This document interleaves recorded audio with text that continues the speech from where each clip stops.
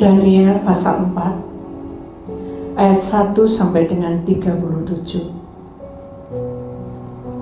Nebukadnezar meninggikan diri dan direndahkan. Dari Raja Nebukadnezar kepada orang-orang dari segala bangsa, suku bangsa, dan bahasa yang diam di seluruh bumi, bertambah-tambahlah kiranya kesejahteraanmu. Aku berkenan memaklumkan tanda-tanda dan mujizat-mujizat yang telah dilakukan Allah yang Maha Tinggi kepadaku. Betapa besarnya tanda-tandanya, yang betapa hebatnya mujizat-mujizatnya. Kerajaannya adalah kerajaan yang kekal, dan pemerintahannya turun-temurun. Aku, Nebukadnezar, diam dalam rumahku dengan tenang, dan hidup dengan senang dalam istanaku. Lalu aku mendapat mimpi yang mengejutkan aku, dan khayalanku di tempat tidurku, serta penglihatan-penglihatan yang kulihat menggelisahkan aku.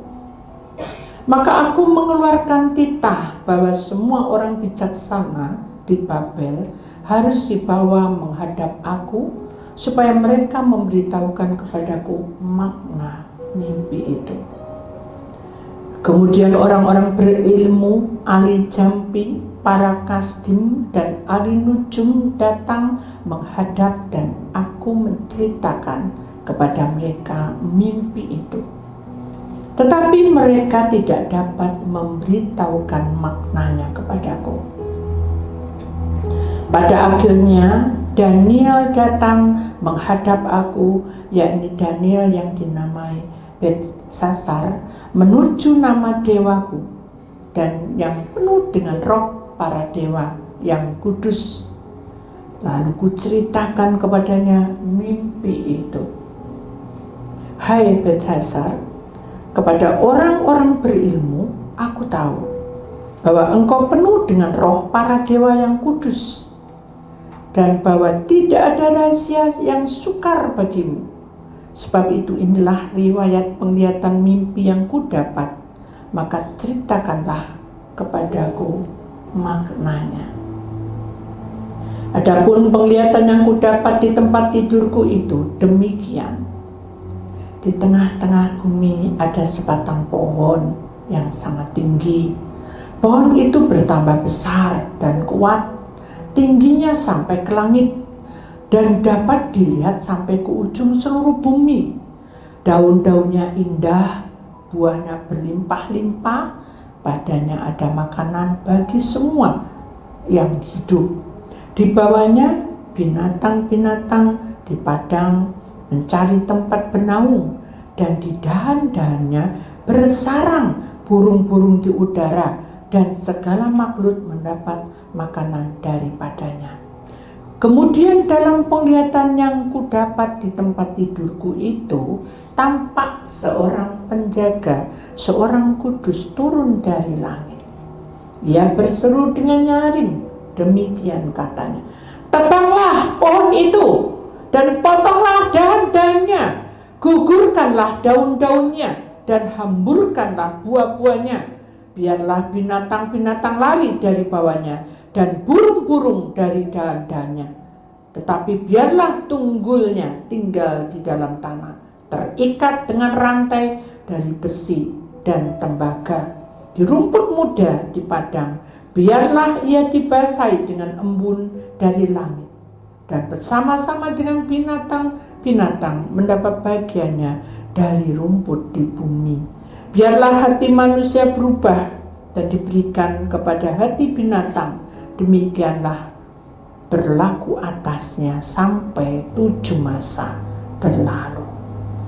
Titah ini adalah menurut putusan para penjaga, dan hal itu menurut perkataan orang-orang kudus, supaya orang-orang yang hidup tahu bahwa Yang Maha Tinggi berkuasa atas kerajaan manusia dan memberikannya kepada siapa yang dikehendakinya. Bahkan orang yang paling kecil sekalipun dapat diangkatnya untuk kedudukan itu. Itulah mimpi yang telah kudapat, aku Raja Nebukadnezar. Sekarang engkau Beltsasar, katakanlah kepadaku maknanya, sebab semua orang bijaksana dari kerajaanku tidak dapat memberitahukannya maknanya kepadaku. Tetapi engkaulah yang sanggup, karena engkau penuh dengan roh para dewa yang kudus. Lalu berdirilah Daniel yang namanya Beltsasar, tercengang beberapa saat, pikiran-pikirannya menggelisahkan dia. Berkatalah Raja Beltsasar, janganlah mimpi dan maknanya itu menggelisahkan engkau. Beltsasar menjawab, Tuanku, biarlah mimpi itu tertimpa atas musuh Tuanku dan maknanya atas setru Tuanku. Pohon yang Tuanku lihat itu yang bertambah besar dan kuat, yang tingginya sampai ke langit dan yang terlihat sampai ke seluruh bumi, dan daun-daunnya indah dan buahnya berlimpah-limpah, dan padanya ada makanan bagi semua yang hidup, yang di bawahnya ada binatang-binatang di padang dan di dahan-dahannya bersarang burung-burung di udara. Tuankulah itu, ya Raja, Tuanku yang telah bertambah besar dan kuat, yang kebesarannya bertambah sampai ke langit, dan yang kekuasaannya sampai ke ujung bumi. Tentang yang Tuanku Raja lihat, yakni seorang penjaga, seorang kudus, yang turun dari langit sambil berkata, tebanglah pohon ini dan binasakanlah dia, tetapi biarkanlah tunggulnya ada di dalam tanah, terikat dengan rantai dari besi dan tembaga, di rumput muda di padang, dan biarlah ia dibasahi dengan embun dari langit dan mendapat bagian bersama-sama dengan binatang-binatang di padang, hingga sudah berlaku yang demikian atasnya sampai 7 masa berlalu. Inilah maknanya, ya Raja, dan inilah putusan yang maha tinggi mengenai Tuanku Raja. Tuanku akan dihalau dari antara manusia, dan tempat tinggal Tuanku akan ada di antara binatang-binatang di padang. Kepada Tuanku akan diberikan makanan rumput seperti kepada lembu, dan Tuanku akan dibasahi dengan embun dari langit, dan demikianlah akan berlaku atas Tuanku sampai 7 masa berlalu, hingga Tuanku mengakui bahwa yang maha tinggi berkuasa atas kerajaan manusia dan memberikan kepada siapa yang dikehendakinya. Yang dikatakan tentang membiarkan tunggul pohon itu berarti kerajaan Tuanku akan kembali Tuanku pegang segera sesudah Tuanku mengakui bahwa surgalah yang mempunyai kekuasaan. Jadi, ya Raja, biarlah nasihatku berkenan pada hati Tuanku. Lepaskanlah diri Tuanku daripada dosa dengan melakukan keadilan, dan daripada kesalahan dengan menunjukkan belas kasihan terhadap orang yang tertindas. Dengan demikian kebahagiaan Tuanku akan dilanjutkan.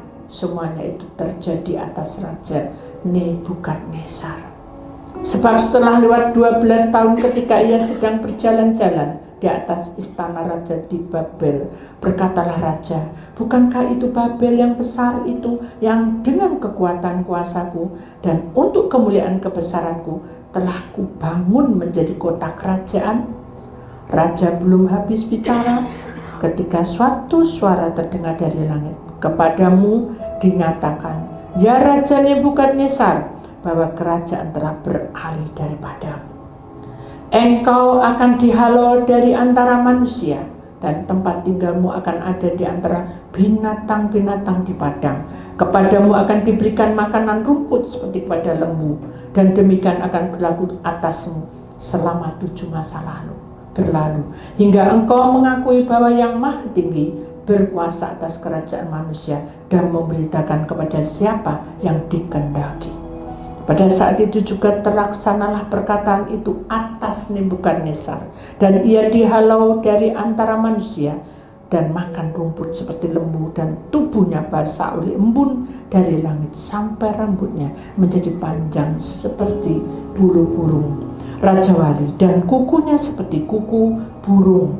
Tetapi setelah lewat waktu yang ditentukan, aku Nebukadnezar menghadap ke langit, dan akal budiku kembali lagi kepadaku.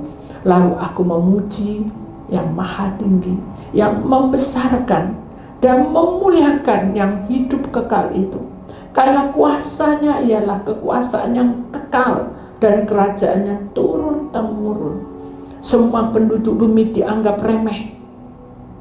Ia berbuat menurut kehendaknya terhadap bala tentara langit dan penduduk bumi, dan tidak ada seorang pun yang dapat menolak tangannya dengan berkata kepadanya, apa yang kau buat.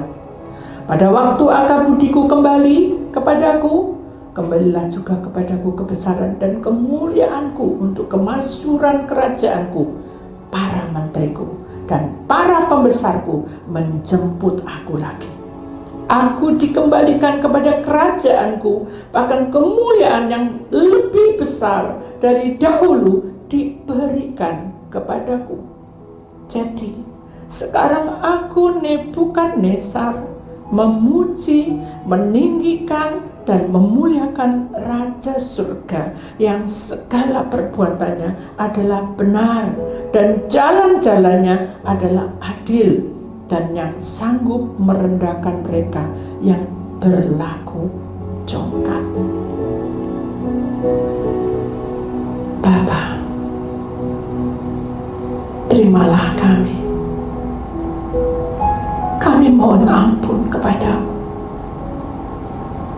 bila selama ini kami selalu tidak pernah mendahulukan Engkau. Kami selalu terbawa dengan arus kehidupan ini. Kami bergumul sendiri. Kami merasa bisa melakukan semuanya. Tetapi firman-Mu berkata, Allah olehmu bisi kenal, karena Allah itu kasih adanya. Dia masih memberi kesempatan kita. Biarlah kita pelajari firman ini. Bicaralah Engkau, sentuhlah hati kami, buka Tuhan, agar setiap firman yang masuk di dalam hati akan tetap tinggal selama-lamanya. Di dalam nama Tuhan Yesus, Putra Allah yang tunggal, yang percaya kita sama-sama berkata, amin. Beri kemuliaan Tuhan, saudara. Puji nama Tuhan. Silakan duduk kembali. Saya capek berdiri. Capek berdiri? Tidak ya Tuhan. Puji Tuhan. Tidak Tuhan. Ya. Kenapa? Karena kita hidup harus berjuang untuk berdiri, menghormati suara Tuhan. Itu indah. Untuk menghargai dan memberi tempat hati untuk Tuhan, itu sangat berharga. Kita akan sadar bahwa kita tidak ada artinya apa-apa.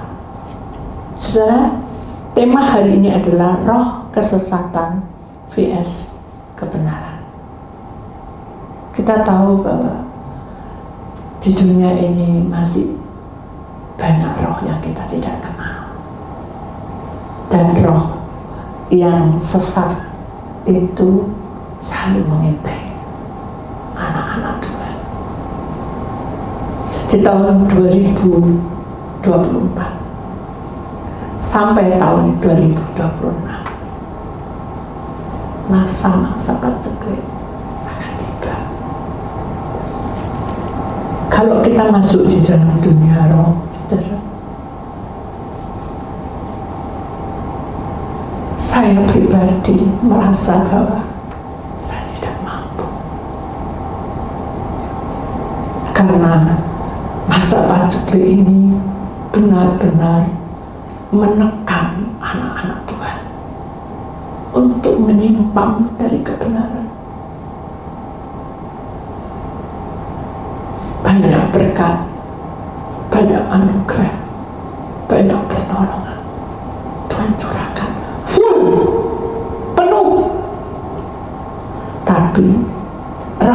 kesesatan juga mengintai kita. Tidak hanya sampai di sini berdiam diri, tapi dia akan berusaha memakai strategi yang sangat membuat kita disekap, saudara, seperti gambar yang ada di hadapan saudara. Lihat itu gambar, iblis lagi mengintai. Tuhan sangat mencurahkan kuasanya full untuk orang-orang yang dicintainya. Dengan kebesaran yang Tuhan berikan, manusia supaya memiliki jubah kemuliaan dari Tuhan. Selama kita menyapa, selama kita berbicara dengannya, jubah kemuliaan itu tidak akan lepas dari kita. Tapi selama kita lupa semuanya, maka iblis pun juga memberikan jubah juga. Saya ingat Dracula, dia punya jubah kan. Iblis pun juga ingin memberikan saudara jubah. Tapi jubah itu jubah laknat, jubah yang membuat kita jatuh dan jauh dari Tuhan. Saudara, perhatikan baik-baik. Hidup manusia itu, Tuhan tidak perlu sekat kita. Tuhan itu memberi kesempatan kepada kita, walaupun kita seringkali melanggar. Seringkali kita tidak mengutamakan Tuhan. Kita sadar bahwa penguasa roh-roh itu selalu mengintai. Dan kita perhatikan dulu ayatnya, saudara. Daniel pasal 4 ayat yang ke-7, begini bunyi firman Tuhan.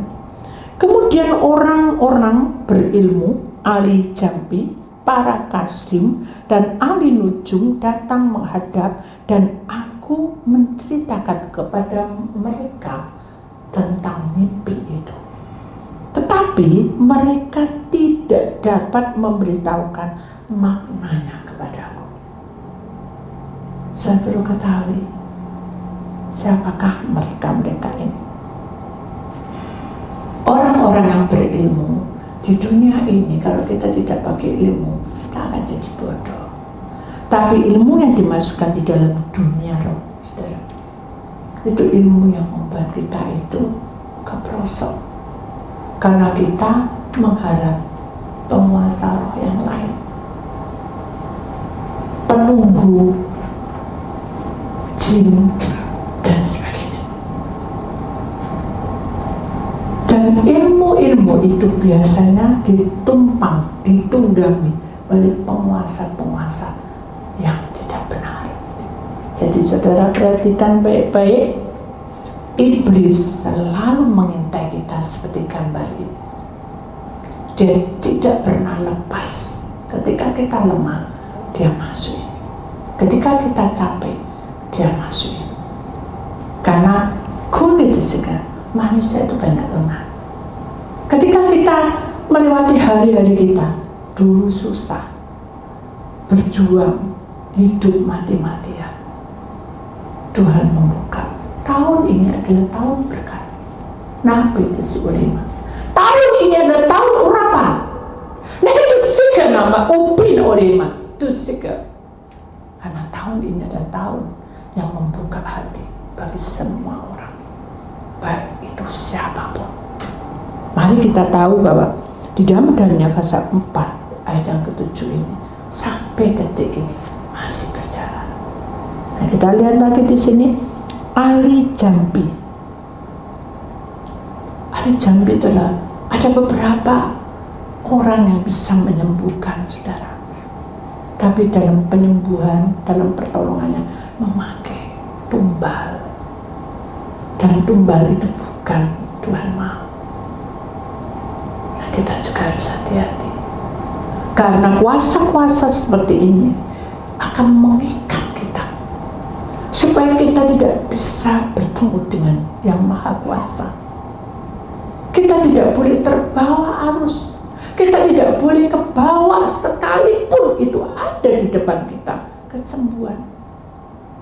Nanti kita payung. Nanti sebelum 66 tiba ada banyak suatu kejadian. Di sana ada kesembuhan, di situ ada kesembuhan. Tapi bukan dari Tuhan.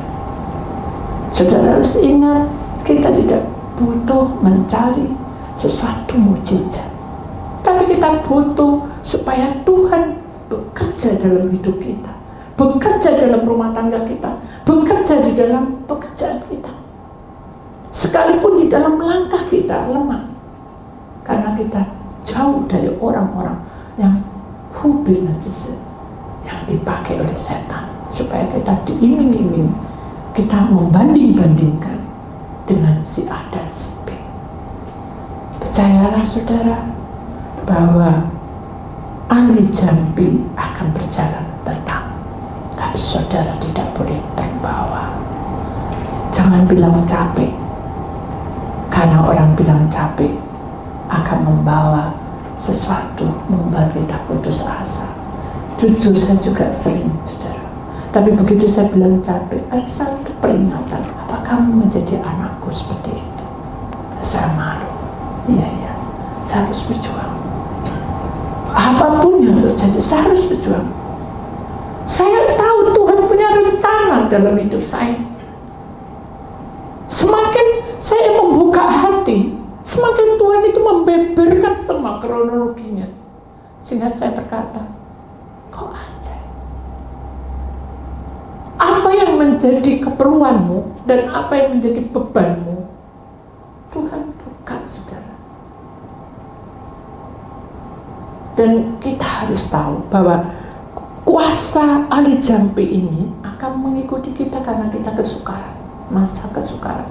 Kemudian di sini para kasdim adalah orang-orang yang bebal, yang tidak mau mengenal akan kasih dan kuasa Allah. Orang-orang yang sesuka-sukanya sendiri, orang yang merasa dirinya bisa. Memang orang ini tegar, kuat.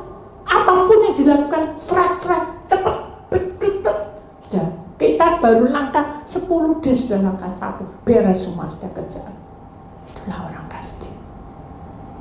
Tapi hatinya sombong seperti Nebukadnezar, merasa bisa dan mampu. Itu berbahaya. Makanya Tuhan berkata, para kasdim pun diundang untuk membuktikan, bisa enggak kamu pinter kok gitu, diakui seluruh dunia, bisa enggak kamu buka mimpinya Nebukadnezar? Enggak bisa. Kenapa? Karena ada kesombongan dalam hidupnya. Bahkan dia menganggap bahwa kalau aku suka dengan benda ini, aku sembah. Kalau aku suka dengan orang ini, aku sembah. Kita tidak boleh memperhalakan orang. Itu bukan jalur Tuhan. Kita harus tahu bahwa kita boleh mengagumi, kita boleh melihat, tapi tidak boleh memujanya. Kita boleh berkata begini begitu, tapi tidak boleh sampai disembah-sembah seperti seorang dewa.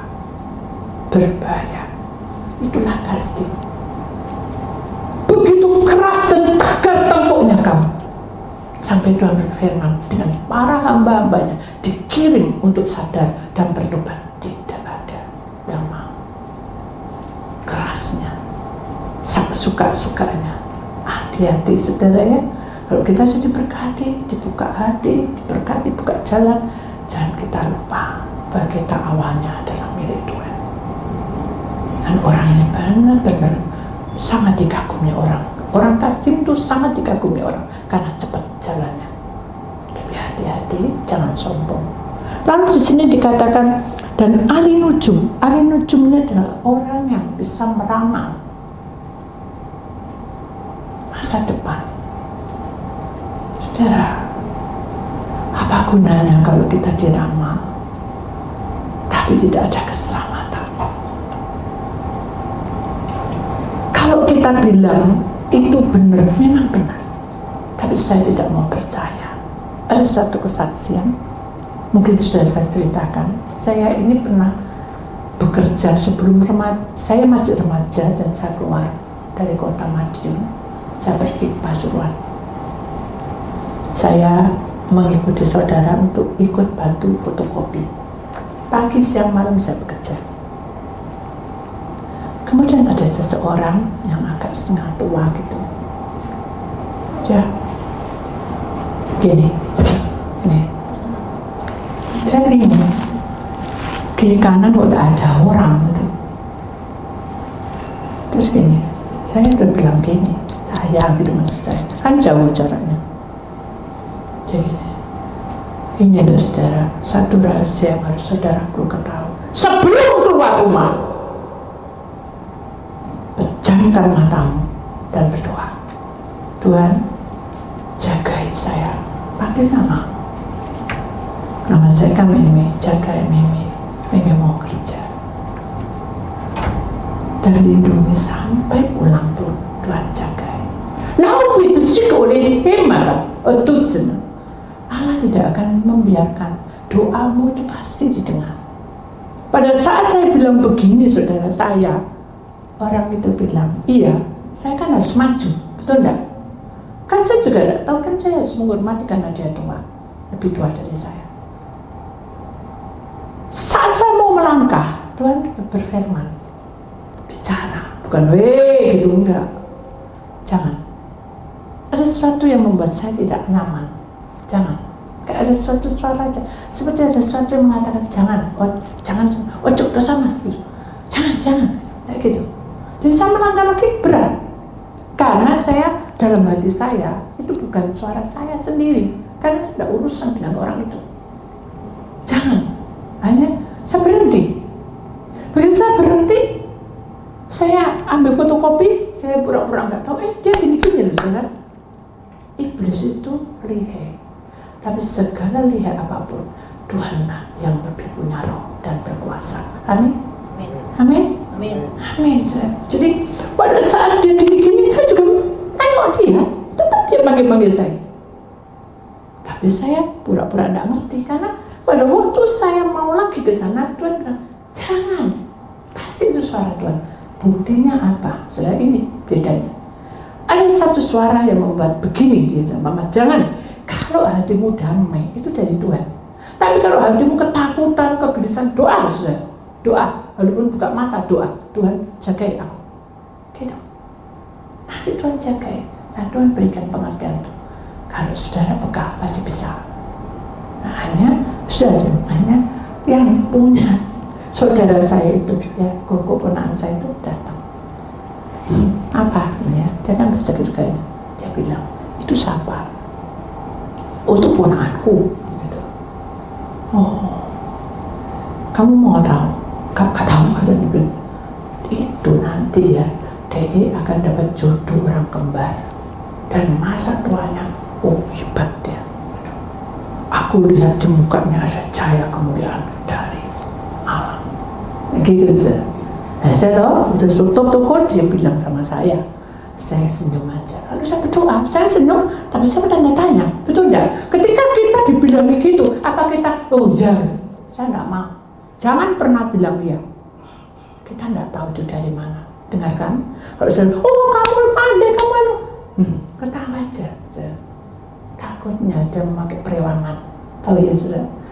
Oh ya, saya tidak bisa, saya diam tawa.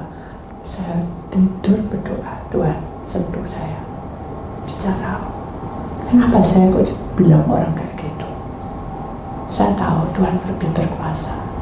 Tidak ada suara, tidak ada apa, tidak ada kenyataan, sudah lupa saudara. Selang beberapa tahun kemudian, benar saya dipinang orang kembar. Saat itulah iblis ambil alih. Nah, benar kan? Saya bilang tidak.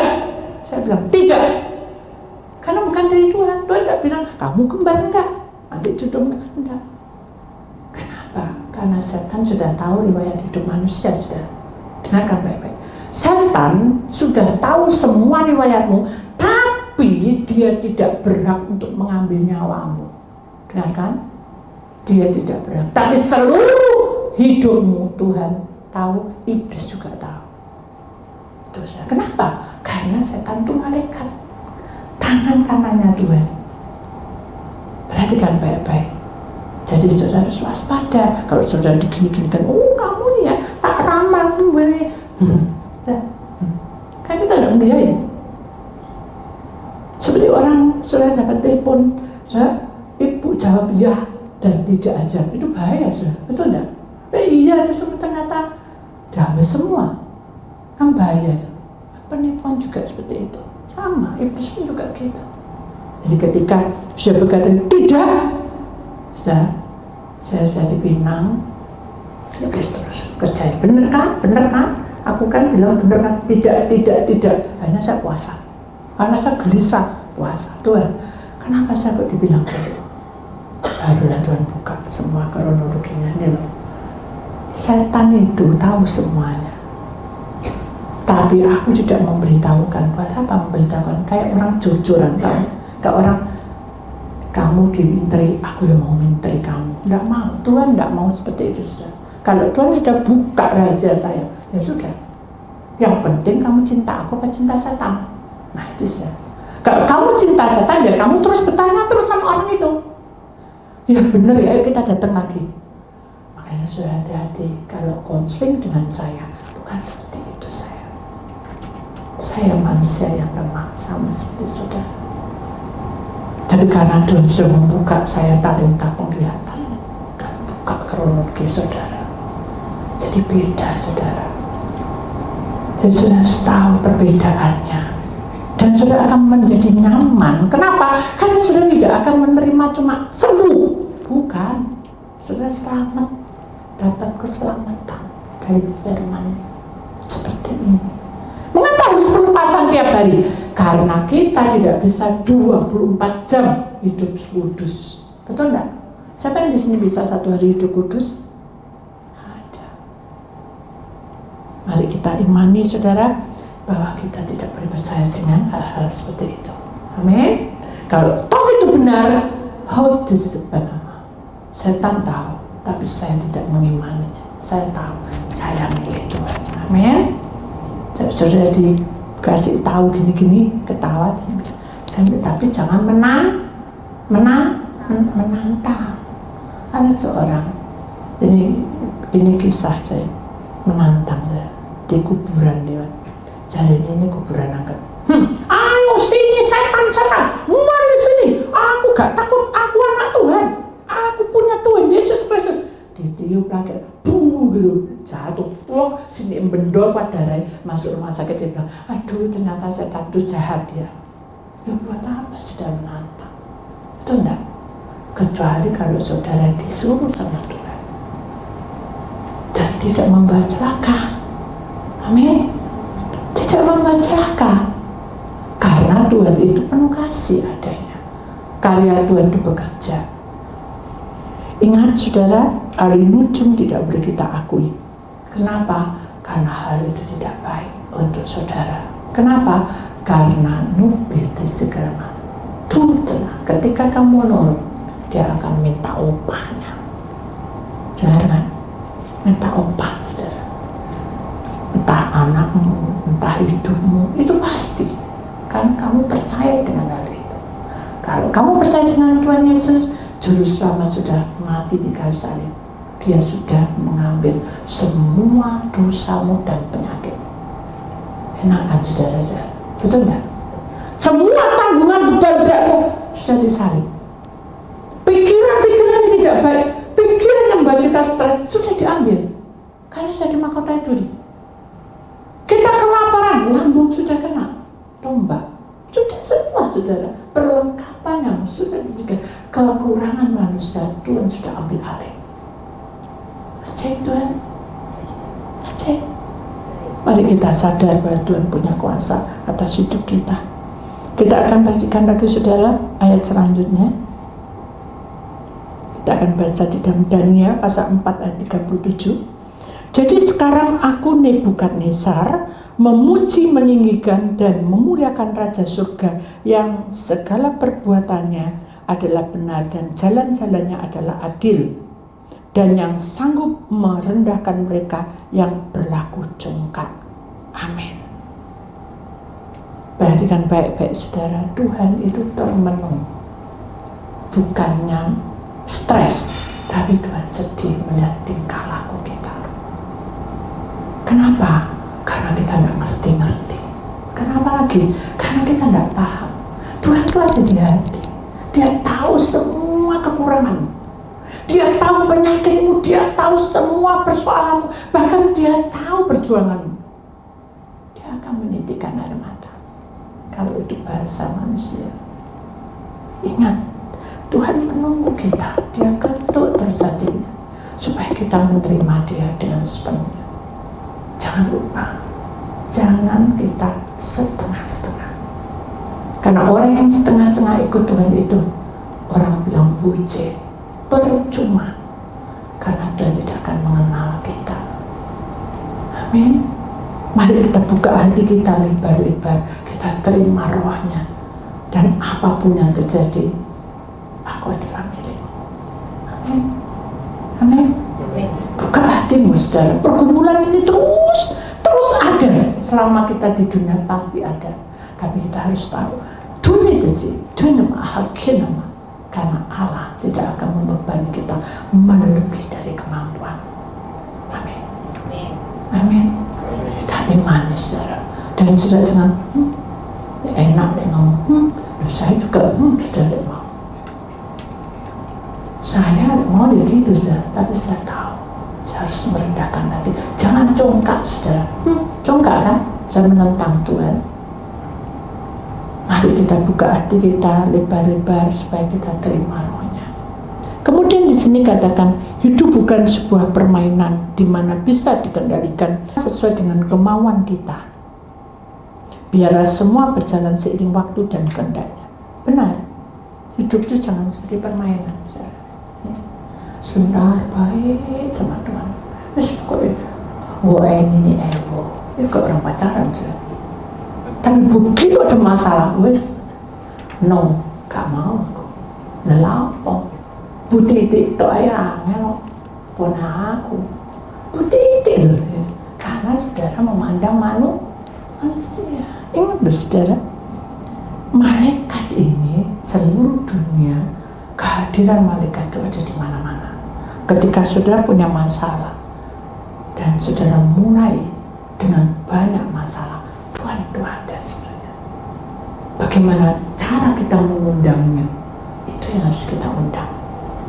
Supaya Tuhan mengenal pribadi kita. Ada satu nyanyian di sini. Saya suka sekali lagu ini. Selidiki aku, lihat hatiku. Apa lagi? Apakah ku sungguh mengasihimu, Yesus? Ini kata-kata ini sebetulnya untuk kita. Jadi jangan selidiki aku, aduh saya kok males ya. Loh, itu bukan nyanyi untuk muji Tuhan, itu menilai diri kita sendiri. Atau selidiki aku, aduh ya apa ya tadi itu, aku kok lupa tak taruh di situ agar-agar ya mambu. Itu namanya saudara bingung di makanan. Jadi saudara datang ke sini untuk apa? Untuk datang pada Tuhan kan? Berarti pada saat saudara memuji Tuhan, pusatno pikiran saudara, pusatno tubuh roh jiwa saudara itu menjadi miliknya. Kenapa? Karena Tuhan menilai dari situ. Kesetiaanmu itu dinilai dari situ. Bukan karena kuat gagahnya kita atau cantik dan bagaimanapun rupa kita berdandan, bukan. Tapi ingat, selidiki aku, apakah aku sungguh mencintai engkau. Bahkan di sini katakan, kau yang maha tahu. Memang benar Tuhan maha tahu, tidak ada yang tersembunyi. Di hadapan Tuhan tidak ada yang tersembunyi.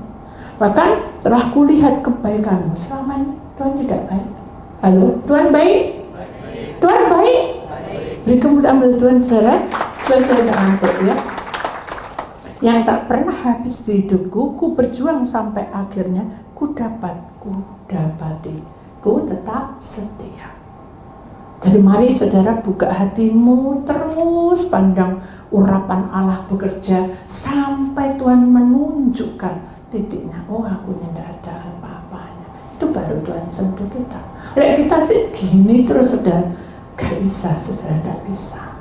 Sama saudara tidak bisa tersentuh, tidak mungkin. Kita tidak akan bisa mengenal Allah.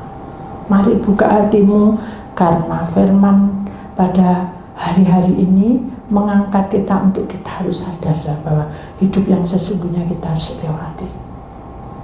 Dan kita harus memuji syukur walaupun kita tidak punya uang, ya. Walaupun kita sakit, ya. Kita punya masalah, membuat kita depresi. Ingat tuh saudara, pujian syukur ini harus dibawa seumur hidup kita sampai titik penghabisan kita. Di sini katakan dengan rendah hati. Rendah hati itu seperti apa saudara? Siap jadi babu? Bukan. Rendah hati adalah membuka hati untuk menerima kenyataan ini. Aku kok tidak sama dengan dia, tidak apa-apa. Aku mau, karena aku mau jalan. Biarin kamu begini begitu, kamu naik tingkat piro, aku tidak peduli. Itu yang benar. Itu namanya rendah hati, dipersembahkan pada Tuhan. Nah, kita sadar bahwa bila kita ada sampai detik ini, itu adalah anugerah. Amin. Kita sadar juga itu bukan karena kekuatan kita. Kita ada di tempat ini bukan karena kekuatan kita. Tuhan yang memanggil kita hingga kita datang duduk diam di tempat ini. Amin. Mari kita sudahi firman Tuhan dan kita tahu bahwa rencana Tuhan itu